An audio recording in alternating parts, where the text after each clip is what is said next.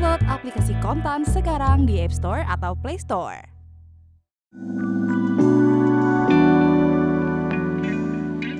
Perang dagang antara Amerika Serikat dan Cina turut mengguncang arus perdagangan di Asia Tenggara, termasuk Indonesia.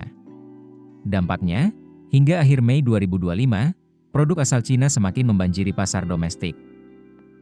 Data dari General Administration of Customs China mencatat, ekspor negeri tirai bambu ke negara-negara ASEAN pada Mei 2025 mencapai 58,37 miliar US dollar, tumbuh 15% dibandingkan Mei 2024 yang sebesar 50,83 miliar US dollar.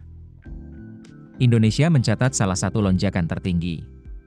Impor dari Cina pada Mei 2025 mencapai 7,1 miliar US dollar atau sekitar 115 triliun rupiah, naik 13% dari periode yang sama tahun lalu sebesar 6,3 miliar US dollar.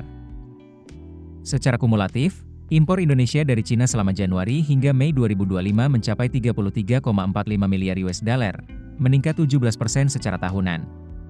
Sebaliknya, ekspor Cina ke AS pada periode yang sama turun 10% menjadi 177,41 miliar US dollar.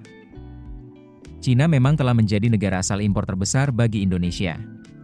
Sepanjang 2024, nilai impor dari Cina mencapai 62,88 miliar US dollar atau setara 31,13% dari total impor nasional.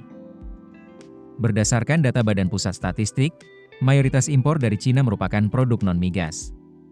Selama Januari hingga April 2025, nilainya mencapai 25,77 miliar US dollar atau 39,48% dari total impor nasional.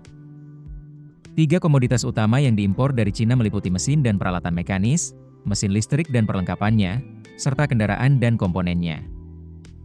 Ketua Umum Asosiasi Produsen Serat dan Benang Filamen Indonesia, Redma Gita Wirawasta, mengungkapkan bahwa volume impor benang filamen terus meningkat tiap tahun. Selama Januari hingga April 2025, impor benang filamen terdiri atas drawn texture yarn sebanyak 41.658 ton, partially oriented yarn sebesar 36.582 ton, dan spin drawn yarn sebanyak 22.286 ton. Selain benang, kain mentah, kain jadi, hingga garmen juga masuk ke pasar domestik dengan harga murah. Sekitar 90% berasal dari Cina dan jumlahnya masih terus naik tahun ini. Kondisi ini membuat utilisasi produksi industri benang filamen dalam negeri merosot menjadi hanya 45%, karena kalah bersaing dengan harga murah produk impor. Menurut Redma, harga produk Cina murah karena ada kebijakan dumping. Maka itu, sudah saatnya pemerintah menerapkan bea masuk anti-dumping sebesar 20% agar tercipta persaingan yang adil di industri tekstil. Ketua Asosiasi Pengusaha Sepeda Indonesia, Eko Wibowo Utomo, juga mengeluhkan hal serupa.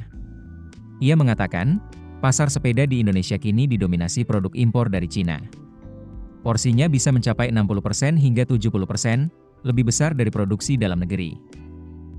Untuk mengatasi hal ini, Apsindo mendorong pemerintah menerapkan sistem pembatasan impor melalui regulasi seperti Standar Nasional Indonesia yang mendukung produk lokal.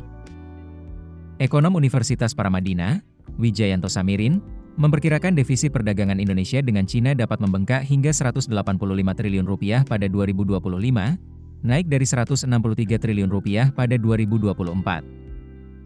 Ia menyarankan pemerintah segera mengambil langkah negosiasi dagang dengan Cina yang selama ini dianggap pasif dalam respons isu perdagangan bilateral. Keputusan bisnis terbaik datang dari data, bukan tebakan. Mudah berlangganan Business Insight dengan subscribe with Google.